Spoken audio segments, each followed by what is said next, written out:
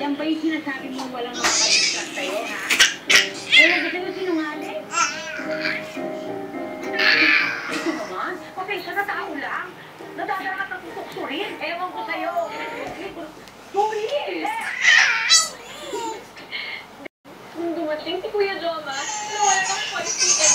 Natamena, hindi na makapagsalita.